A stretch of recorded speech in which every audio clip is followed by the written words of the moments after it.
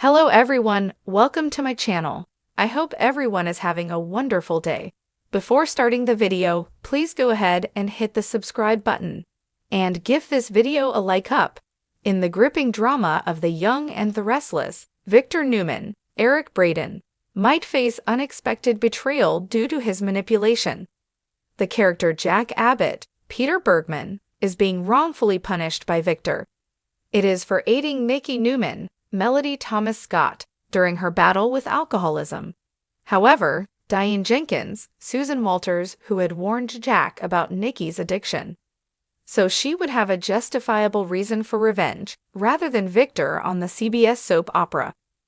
Victor's plot also involves Audra Charles, Zalika Silver, and Kyle Abbott, Michael Mueller, but the latter's realization of Victor's manipulations, and that could lead to a shocking turnaround. Alongside Kyle, Adam Newman, Mark Grossman might also defy his father, Victor, adding another layer of intrigue in the show. The intense family drama and corporate warfare between the Abbotts and Newmans continue to engage viewers. And Victor's vengeful schemes might backfire due to possible betrayals from unexpected quarters. The high-stakes drama, filled with double-crossing and revenge plots, remains the captivating core of The Young and the Restless. Get all your daily Young and the Restless spoilers and news here at Soap Dirt, and stay tuned for updates on your favorite characters' fates. There was a time when Victor Newman stood untouchable, an empire builder forged in fire, commanding boardrooms with the cold precision of a general. He had crushed rivals, outmaneuvered allies, and always emerged on top, cigar in hand, eyes narrowed beneath his legendary brow. But the wheel of fortune, like all things in Genoa City, had turned, and this time, it turned hard. Victor leaned back in his leather chair inside the sleek, glass-paneled Newman Enterprises boardroom. Everything about the room screamed dominance. The glint of polished mahogany, the panoramic skyline, the subtle scent of power lingering in the air. He'd been here 1,000 times, each one a reminder of his absolute authority. Victoria, his razor-sharp daughter, stood at the head of the table, eyes glinting with a fire he knew too well. It was his own. Across from her sat Adam, Victor's often estranged son, calm and unsettling as ever, a smirk just teasing the corners of his mouth. He had summoned this meeting to announce a restructuring, to once again reassert control after rumors swirled of internal instability. But what greeted him instead was silence, the kind that hides knives behind backs. Victor opened it and scanned the contents, his brow furrowed. It was a complete proposal to bifurcate Newman Enterprises, split it clean down the middle. Energy and media. 2 companies, 2 CEOs. A strategic reorganization, Adam replied smoothly. One that shareholders have already reviewed and approved. No, Victoria said coldly. We went forward without you. You refused to see the writing on the wall. You've ruled this company like a tyrant for too long. You groomed successors only to sabotage them. We're done waiting for you to change. Adam stood, matching his father's intensity. We didn't take it.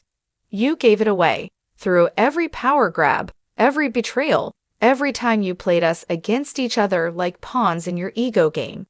The old lion was stunned. Not because he hadn't expected betrayal, he had, but because it had come so cleanly. So decisively. For once, it wasn't emotional, it was calculated. Business. You both think you've won something, Victor growled. But this company was built by my hands. My name is on the building. And soon, Victoria replied, it'll be on 2 buildings. One run by me, one by Adam. Your empire has evolved. Victor's jaw clenched. He turned to Nikki, his wife, seated silently in the corner. She had watched it all unfold, without so much as a raised brow. Nikki nodded. I warned you, Victor. You can't keep pushing people without consequences, not even your children. The blow hit deeper than any corporate maneuvering. In that moment, Victor realized this wasn't just a hostile takeover, it was Judgment Day, and the jury was his own family. Adam stepped closer, not gloating, just matter of fact. You taught us well, ruthlessness, strategy, vision, but you also taught us what not to become. You see, Dad, this isn't just business, it's survival. Victor moved to speak, to fight, to reclaim the boardroom with the thunder of old, but he paused. In his reflection on the polished table, he saw a man aged not just by time, but by power. Power that had cost him relationships, trust, and now his dynasty. The board members, many longtime allies of Victor, shifted uncomfortably. But one by one, the hands rose.